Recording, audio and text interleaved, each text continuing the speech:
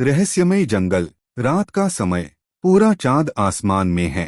चांदनी जंगल पर फैली है, लेकिन फिर भी चारों ओर अंधेरा है। हवा चलती है, पत्तियां सरसराती हैं।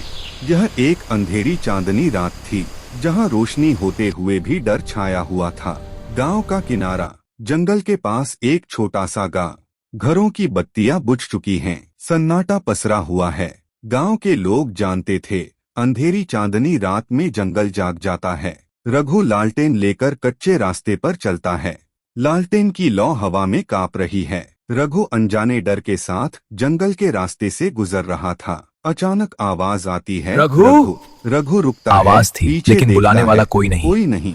आवाज थी, वाला कोई नहीं। सफेद हिरन। चांदनी में एक सफेद हिरन सामने आता है। उसकी आंखें चमकती हैं।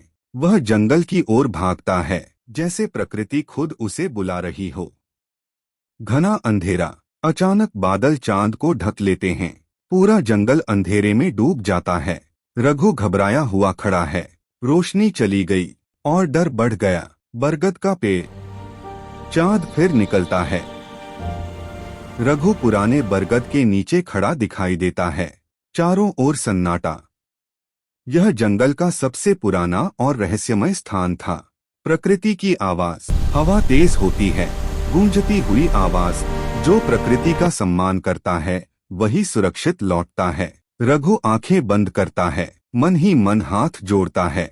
मैं प्रकृति को कभी नुकसान नहीं पहुंचाऊंगा। रास्ता मिलना। हवा शांत हो जाती है। चांदनी साफ होकर रास्ता दिखाती है। जब मन साफ हुआ, रास्ता खुद बन गया। सुरक्षित वापसी। सुबह की हल्की रोशनी। रघु गांव में प्रवेश करता है। रघु सुरक्षित लौट आया था। सीख। जंगल पर उगता सूरज। पक्षियों की आवाज। अंधेरी चांदनी रात सिखाती है, प्रकृति से डरना नहीं, उसका सम्मान करना सीखो।